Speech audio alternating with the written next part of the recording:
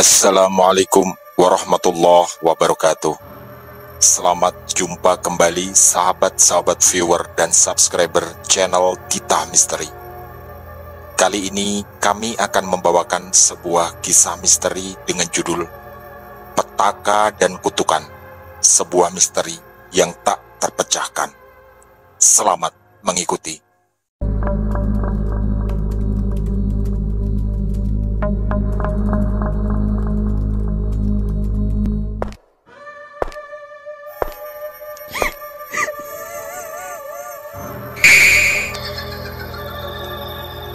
Jangan pernah mengikuti kisah ini sendirian.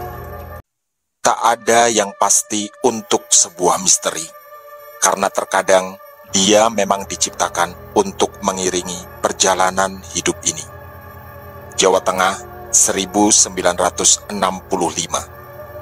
Hari itu Ratih dengan murung mendatangi rumah sahabatnya, yaitu Sri. Tak seperti biasa, dengan terbata dia menanyakan di mana kedua orang tuanya. Setelah dijawab mereka berdua ada di sawah, Ratih segera menarik Sri ke dalam kamar. Mereka berdua memang sahabat karib. Dan di dalam kamar, Ratih bercerita dengan berbisik. Ratih mengaku baru saja memacu sepeda kayunya karena tadi dihadang oleh Jono dan Tajab, dua pemuda di kampung itu yang memang terkenal suka membuat onar.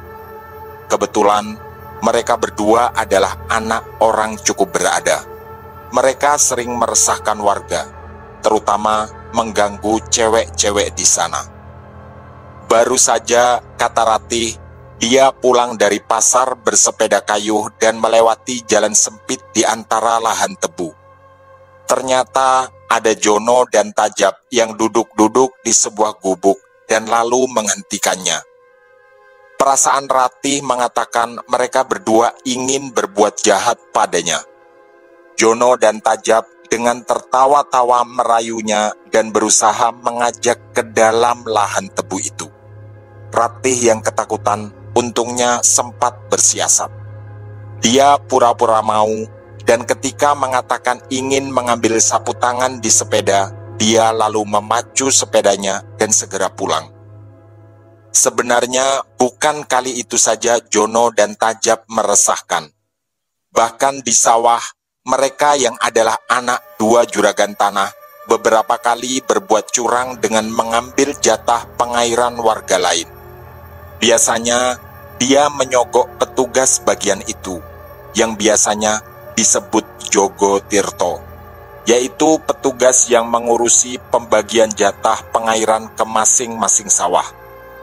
Intinya, rasanya semua warga sepakat bahwa Jono dan Tajab adalah dua pemuda yang meresahkan. Sri hanya memeluk Ratih yang terus menangis, sambil berusaha menenangkannya. Dari tangisan Ratih, Sri bisa merasakan bahwa ancaman dari Jono dan Tajab pasti sangatlah serius. Ratih memang sangat cantik dan diakui sebagai bunga desa. Dia adalah anak kedua dari 3 bersaudara. Kakak laki-lakinya bernama Ratman dan dia mempunyai adik laki-laki bernama Ratno yang umurnya hanya berselisih 2 tahun darinya. Sedangkan Sri sendiri sebenarnya seusia Ratno, bahkan lebih muda beberapa bulan. Tapi sejak sama-sama belajar menjahit, Ratih dan Sri menjadi akrab dan sangat dekat sebagai sahabat. Tak jarang, Ratih mencurahkan banyak permasalahan yang dialaminya pada Sri. Sebenarnya, itu bukan satu-satunya masalah berat yang dihadapi Ratih dalam hidupnya. Entah kebetulan atau semacam kutukan, Ratih sudah 3 kali dilamar laki-laki. Tapi ketiganya bernasib sama, meninggal setelah melakukan lamaran dan sebelum sempat menikah. Banyak kabar yang beredar bahwa itu adalah kutukan. Entah sampai laki-laki keberapa yang harus melamar, semuanya akan meninggal sebelum sempat menikah. Awalnya, entah siapa yang mengeluarkan pendapat itu. Tapi setelah laki-laki kedua dan ketiga meninggal, semakin banyak warga yang percaya bahwa apa yang dialami Ratih adalah kutukan, yang mungkin didapat karena ada sesuatu yang salah yang pernah dilakukan oleh leluhurnya. Tapi semuanya tentu hanya dugaan semata. Tak ada yang benar-benar tahu. Apalagi kutukan bukanlah sesuatu yang mudah ditelusuri dan dibuktikan. Ratih pun perlahan menjadi terkucil. Semakin jarang dia bergabung dengan tetangga, karena semua kabar miring yang beredar sangat mengganggunya. Banyak bisik-bisik di kalangan warga yang seperti memperingatkan siapapun jangan sampai melamar Ratih, karena pasti akan bernasib sama. Walau wajahnya begitu cantik, tapi dia membawa kutukan dalam hidupnya. Itu juga pernah dicurhatkan pada Sri. Sebagai sahabat, tentu Sri ikut bersedih, dan hanya bisa menyarankannya untuk selalu sabar menghadapi cobaan ini. Sri juga meyakinkan Ratih bahwa suatu saat, jika waktunya tiba, dia akan mendapat jodoh terbaik yang akan mendampingi di sisa umurnya. Ada lagi kabar yang juga menyedihkan. Sejak beberapa bulan terakhir, orang tua Ratih mendadak menjadi kaya dan mulai bersaing dengan orang tua Jono dan Tajab. Hanya saja, itu diiringi kabar miring yang beredar, bahwa kekayaan itu didapat dari hasil pesugihan dan semua kesialan Ratih diduga berhubungan dengan hal itu. Intinya, Ratih dijadikan tumbal, walaupun tidak secara langsung berbentuk tumbal nyawa. Dan ada juga pendapat unik. Ratih mengalami kutukan, sedangkan tumbal sebenarnya adalah para laki-laki yang berusaha melamarnya. Entah mana yang benar. Yang jelas, semua kasak kusuk itu memang bercampur dan menjadi bumbu perbincangan di keseharian masyarakat dusun. Ratih yang sangat cantik tapi membawa kutukan, juga orang tuanya yang mendadak kaya dan mendapatkannya lewat jalur pesugihan. Sebagian tidak percaya, tapi tak sedikit pula yang sepertinya tenggelam dalam kemungkinan bahwa semua kasak kusuk itu mungkin memang benar adanya. Seminggu kemudian, beredar lagi berita yang makin lama makin heboh. Katanya, ada yang menyaksikan suatu malam Ratih pergi ke rumah Mbah Sujiman. Dia adalah seorang dukun yang sebenarnya belum terlalu tua. Umurnya sekitar 45 tahunan, tapi belum menikah. Hanya saja, karena dia adalah dukun, maka semua orang memanggilnya Mbah Sujiman. Konon, tidak menikah memang menjadi salah satu syarat untuk menjaga ilmunya. Dia pun hidup seorang diri di rumahnya. Mbah Sujiman memang cukup terkenal sebagai orang sakti dan banyak orang, terutama dari jauh, yang meminta tolong padanya. Katanya, berbagai masalah bisa diatasi dengan bantuan Mbah Sujiman.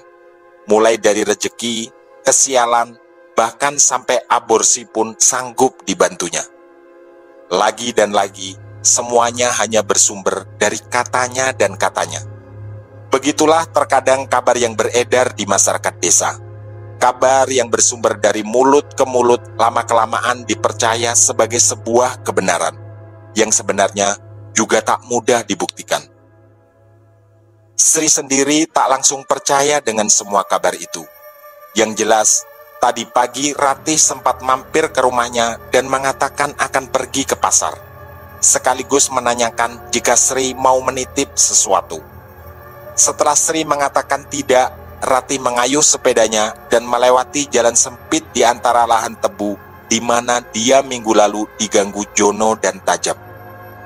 Dan itu menjadi pertemuan terakhir mereka. 2 hari setelahnya, dusun itu menjadi gempar segempar-gemparnya. Ratman, kakak tertua Sri, ditemukan meninggal bersimbah darah di rumah Mbah Sujiman. Mbah Sujiman sendiri juga ditemukan dalam kondisi yang sama di dekatnya.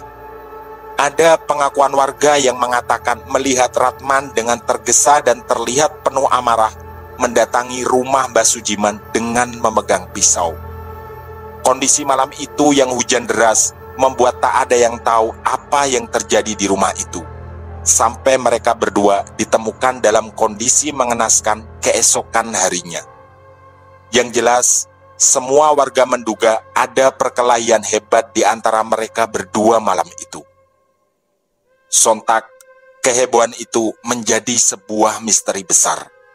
Apa yang sebenarnya terjadi dan apa yang melatar belakangi kejadian itu. Warga yang banyak sekali berkerumun di sana sama-sama tak menemukan jawaban. Tak ada satupun kabar pasti tentang kejadian mengerikan itu. Sebenarnya banyak yang percaya ada satu sosok yang bisa menjadi kunci jawaban, yaitu Ratih. Sebuah harapan besar untuk mengurai ini semua dari keterangannya. Tapi lagi-lagi harapan hanya tinggal harapan. Karena Ratih ditemukan meninggal di belakang rumah Mbah Sujiman di sore harinya. Dengan seutas tali di leher dan sebilah pisau yang tak jauh dari tempat dia ditemukan. Banyak ceceran darah di sekitar tempat itu. Juga seutas tali yang mencurigakan karena ketika pertama kali ditemukan, posisi tubuh Ratih tergantung di sebuah pohon mangga. Misteri yang tadinya besar, kini berubah menjadi sangat besar. Hampir semua warga ada di depan rumah Mbah Sujiman, kecuali 2 orang, yaitu Jono dan Tajab. Tak banyak yang memperhatikan hal itu, tapi Sri mengamati dan punya firasat lain. Dalam kejadian seheboh itu, harusnya mereka berdua juga ada di sekumpulan warga. Walau tak berani bersuara, perasaannya berkata Jono dan Tajab ada hubungannya dengan kejadian itu, entah di bagian mana. Kampung itu pun benar-benar heboh. Pekuburan penuh sesak di pagi hari ketika pemakaman Ratman dan Mbah Sujiman, dan penuh sesak lagi di malam hari ketika pemakaman Ratih. Yang paling terpukul tentu adalah kedua orang tua Ratih, yang harus kehilangan 2 anaknya secara hampir bersamaan. Kini hanya Ratno satu-satunya anak yang tersisa. Suasana tahlilan pun berlangsung haru. Sampai beberapa hari, Bungatmini, ibu dari Ratih dan Ratman, masih sering pingsan. Tentu sangat tidak mudah bagi beliau memikul cobaan sebesar itu. Besok malamnya, kondisi kampung menjadi sangat mencekam.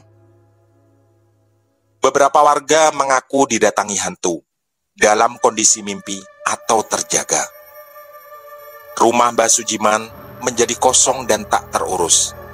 Tak sedikit warga yang mengaku mendengar suara tangis banyak bayi di malam hari. Juga terdengar suara orang cekcok yang bukan hanya terdengar jelas, tapi juga sangat mencekam. Warga pun berusaha menganalisa.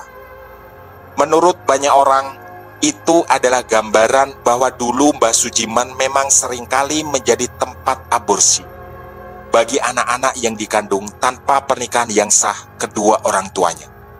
Juga mereka meyakini ada cekcok hebat yang mencekam antara Ratman dan Mbah Sujiman di malam yang diguyur hujan lebat itu. Yang kemudian mengejutkan juga adalah pengakuan Mbah Suroto, seorang warga yang bekerja sebagai penebang tebu. Sore itu, tebu sudah selesai ditebang, tapi Mbah Suroto memutuskan beristirahat sejenak karena merasa kecapean. Beberapa saat setelah rekan-rekannya pulang, dia mengaku didatangi sosok wanita mirip Ratih yang menangis dan berbalut baju penuh bercak darah. Yang lebih aneh lagi, dia menggendong seorang bayi kecil. Dan itu terjadi di dekat gubuk di mana Jono dan Tajab biasa nongkrong. Kebetulan, lahan tebu itu milik orang tua Jono. Mbah Suroto juga mengaku tak banyak yang diucapkan sosok Ratih. Hanya ada 3 kata yang diucapkannya sebelum benar-benar lenyap, yaitu Jono dan Tajab. Cerita ini lagi-lagi menjadi salah satu bahan analisa warga. Dan beberapa baru sadar bahwa sejak hari ketika Ratih ditemukan meninggal, Jono dan Tajab memang tidak terlihat. Tapi ada yang berusaha menyangkal.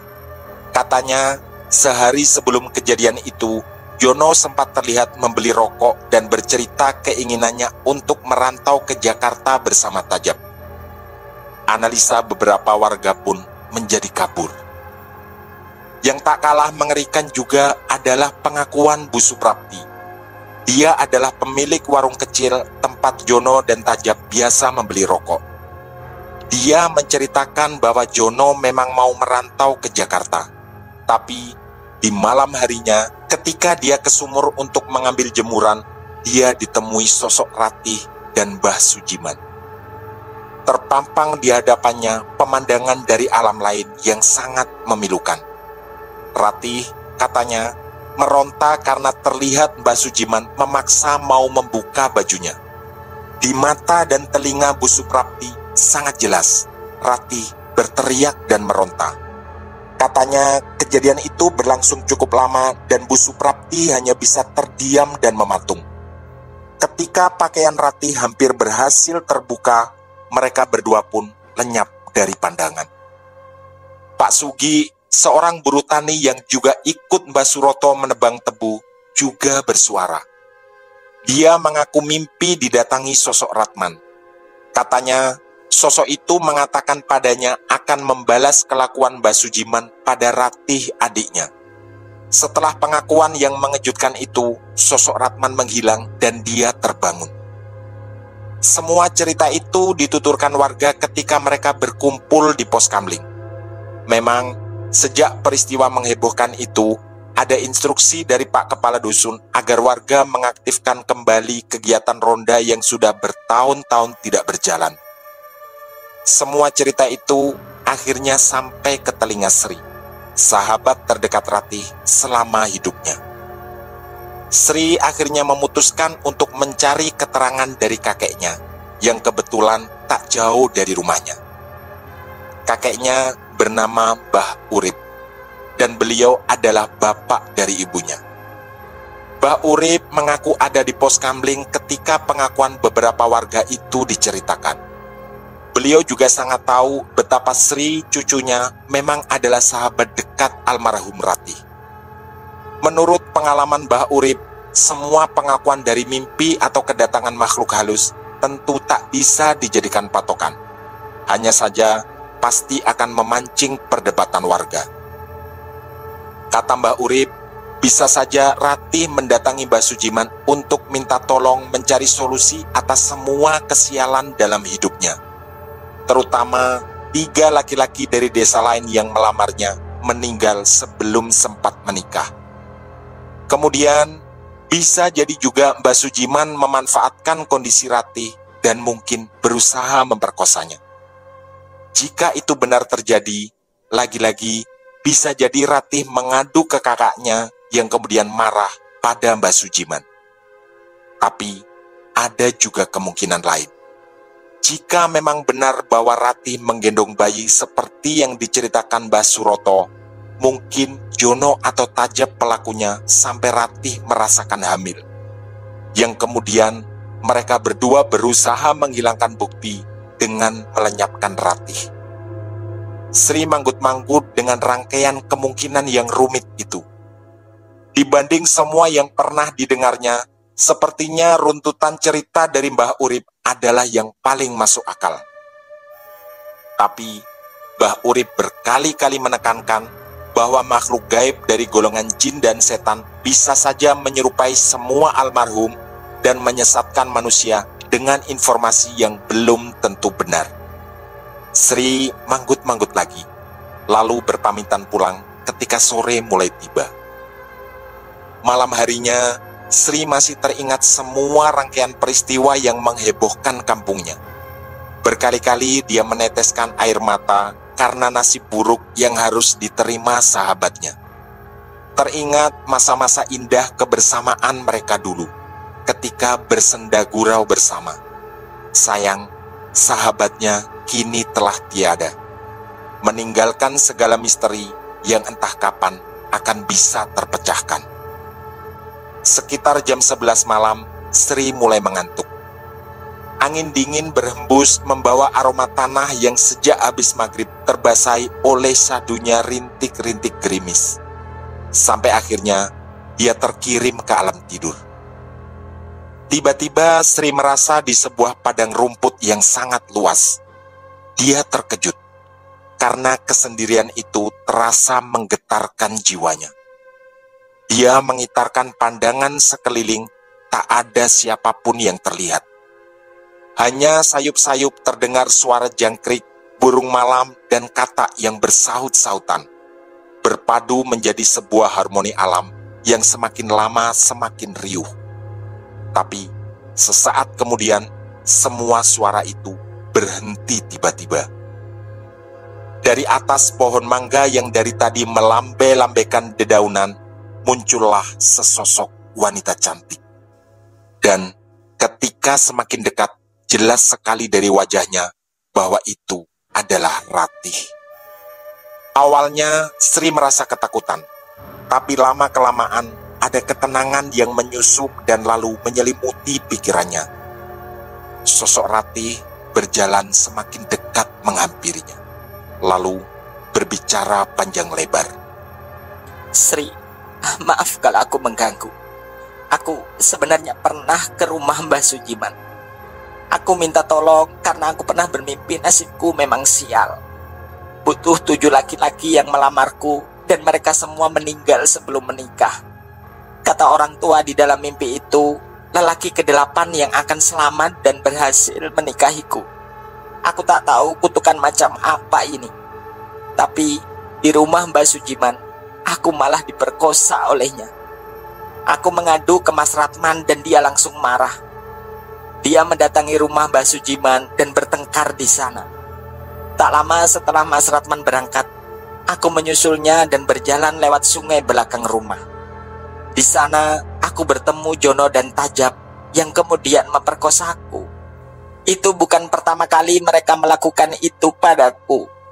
Lalu, tali itu sengaja dipasang di leherku untuk mengelabui keadaan. Untuk masalah pesugihan orang tuaku, aku juga tak tahu. Aku masih ingin hidup, Sri.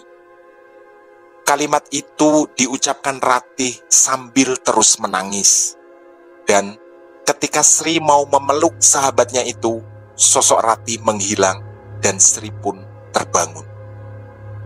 Nafas Sri sangat tersengal dan keringat dingin membasahi sekujur tubuh gemetarnya. Rasanya apa yang baru dialami bukanlah seperti mimpi. Semuanya sangat jelas. Wajah Ratih, suaranya, juga raut-raut kesedihan di wajahnya. Penampilan Ratih dalam mimpi itu betul-betul memprihatinkan. Wajahnya penuh bercak darah. Bajunya juga compang-camping. Setelah menyeka keringat di wajah, Sri melangkah ke kamar mandi belakang dan mengambil wudhu. Dia bertekad sholat malam kali ini. Setelah sholat, dia bersimpuh di atas sajadah. Terucap doa tak henti-henti dari bibir dan hatinya agar sahabatnya tenang di alam sana. Dalam hati, dia juga berniat. Nanti ketika pagi tiba, dia akan menceritakan mimpi ini ke Mbah Urip. Ada satu hal dalam mimpi yang sama sekali tak dibahas Mbah Urip kemarin, yaitu tentang pesugihan. Tapi, andai pun yang datang benar-benar adalah sosok Ratih, dia pun mengaku tak tahu menahu soal itu. Sekitar jam 7 pagi, Sri bergegas ke rumah Mbah Urip. Di sana, dia langsung menceritakan semua yang dialaminya dalam mimpi. Mbah Urip hanya manggut-manggut sambil terus mendengar keterangan dari cucunya. Tapi lagi-lagi dia menekankan, informasi dari mimpi seperti itu juga tak bisa dijamin kebenarannya. Dan lagi, jika sampai semua orang tahu, Mbah Urip khawatir ini akan menjadi fitnah. Hanya saja, Mbah Urip juga tak menampik sebuah kemungkinan, bahwa mungkin runtutan yang diceritakan sosok Ratih dalam mimpi bisa jadi benar adanya. Mbah Urip kemudian menutup pembicaraan itu dengan penekanan bahwa jangan sampai ada orang yang tahu tentang mimpi Sri. Yang penting, katanya, dalam kondisi mencekam ini semuanya harus dijaga. Termasuk jangan sampai ada informasi-informasi liar yang bisa membuat suasana semakin keruh. Mbah Urip juga menjelaskan bahwa kondisi negara sedang tidak baik-baik saja dan banyak pemberontakan.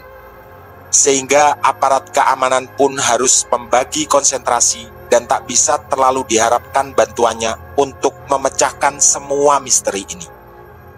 Sri kemudian pamit pulang dan berjanji tak akan menceritakan ini pada siapapun, termasuk pada kedua orang tuanya. Hari demi hari berlalu dan kondisi kampung itu tetap mencekam.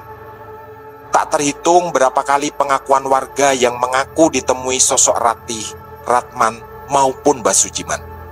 Secara umum, penampakan mereka sama, dengan wajah yang tiba-tiba berubah menyeramkan. Walaupun untuk Ratih sempat terlihat cantik di awal kedatangannya. Ada lumuran darah di wajah dan tubuh mereka, dan pakaiannya selalu compang-camping. Tak jarang, sosok-sosok itu menangis dan memelas minta tolong, yang tentu saja membuat siapapun yang mengalami akan sangat ketakutan. Tahlilan malam ke-40 juga dihadiri banyak sekali warga. Ustadz Fauzan yang memimpin doa tak henti-henti minta ke seluruh warga agar memaafkan kesalahan semua almarhum dan selalu mendoakan mereka mendapat ampunan seluas-luasnya. Setelah acara tahlilan selesai, beberapa orang masih tertinggal di rumah duka almarhum Ratih. Di sana ada kedua orang tuanya, Ratno adiknya, juga Ustadz Fauzan yang memang diminta bertahan sejenak untuk menemani mereka. Keluarga almarhum juga meminta secara khusus agar Ustadz Fauzan membantu meluruskan semua simpang siur informasi yang beredar agar tak semakin liar. Tiba-tiba, suasana tenang itu berubah menjadi tegang lagi. Seorang pemuda dengan tergesa mendatangi mereka. Ternyata dia juga membawa kabar duka. Katanya, tadi sehabis maghrib ada kecelakaan di dekat jembatan yang tak jauh dari pasar. Di tikungan itu ada dua orang yang turun dari bis, dan ketika menyeberang tertabrak oleh truk yang kebetulan melintas dengan kecepatan tinggi di belakangnya. Dua orang itu meninggal di tempat, dan mereka berdua adalah Jono dan Tajab yang baru pulang dari Jakarta. Sontak, kabar itu kembali membuat suasana menjadi haru dan menyedihkan. Ustadz Fauzan lalu segera mengajak semua orang untuk melayat ke rumah Jono dan Tajab. Katanya, jenazah mereka berdua baru saja sampai dan diantar mobil dari puskesmas. Kampung itu berduka lagi. Baru 40 hari yang lalu kehilangan 3 orang warga, kini 2 orang lagi menyusul. Tangis dan kesedihan segera terpampang di 2 rumah duka. Warga terlihat berempati.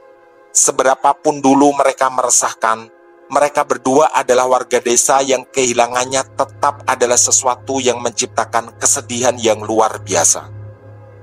Dan setelah hari-hari tahlilan, teror penampakan hantu semakin mengancam warga. Sosok Ratih, Ratman, Mbah Sujiman, Jono, dan Tajab sering menampakkan diri dan menakuti warga. Walau akhirnya, setelah kegiatan ronda dan mengaji bersama semakin sering dilaksanakan, teror itu berangsur berkurang dan akhirnya hilang sama sekali. Jawa Tengah, November 2020. Sekitar 20 meter dari pondasi rumah itu, duduklah 2 orang di bawah pohon alpukat yang cukup rindang. Pondasi rumah itu adalah saksi bisu terjadinya peristiwa mengerikan 55 tahun yang lalu. Di sanalah ditemukan jenazah Ratman, Mbah Sujiman, dan juga Ratih di belakang rumah. Kini hanya tertinggal sisa pondasi bangunan yang terpencil di tengah areal tebu yang baru saja ditebang. Dua orang itu adalah mereka yang paling tahu tentang apa yang dulu terjadi. Karena semua warga desa yang ada di zaman itu, semuanya sudah meninggal. Salah seorang dari mereka dipanggil Mbah Sri, yang dulu adalah sahabat karib dari Ratih. Di sampingnya, duduklah seorang kakek yang dipanggil Mbah Ratno, yang adalah adik kandung dari Ratih. 5 tahun setelah kejadian yang menghebohkan itu, mereka berdua menikah. Tapi sampai kini, terlalu banyak misteri yang tak kunjung bisa diungkap dan bahkan tenggelam oleh perjalanan waktu. Apakah Ratih memang diperkosa oleh Mbah Sujiman? Apakah Ratman dan Mbah Sujiman memang terlibat perkelahian hebat sampai kehilangan nyawa karena hal itu? Kemudian, apakah Ratih memang benar-benar mengalami kutukan, sehingga setiap laki-laki yang melamarnya akan meninggal sebelum sempat menikah? Juga, apakah Jono dan Tajab sebenarnya terlibat dalam meninggalnya Ratih? Dan terakhir, apakah memang Ratih adalah tumbal dari pesugihan kedua orang tuanya yang hampir bersamaan meninggal sekitar 6 bulan kemudian? Semuanya tak pernah benar-benar terjawab. Dari kejauhan, berlarilah seorang anak kecil berumur 7 tahunan. Dia adalah cucu paling kecil di antara 6 cucu mereka. Namanya Aditya. Aditya kemudian menenggelamkan tubuhnya ke dalam pangkuan Mbah Ratno. Lalu, dengan nada menggemaskan, sang cucu bertanya, "Bah, itu tempat apa?" sambil menunjuk pondasi bangunan di tengah areal tebu itu. Lalu, Mbah Sri yang menjawab bahwa itu dulu adalah rumah dari sahabat mereka. Tamat. Demikian kisah misteri dari kami, Petaka dan Kutukan, sebuah misteri yang tak terpecahkan. Semoga kisah-kisah misteri kami cukup menghibur dan menemani sahabat semua. Mohon maaf apabila terdapat kesalahan dalam pemilihan atau penuturan kata. Kami dari tim Tita Misteri mengucapkan terima kasih. Dan wassalamualaikum warahmatullahi wabarakatuh. Pesan saya, jangan bercermin sendirian di tengah malam. Sampai jumpa.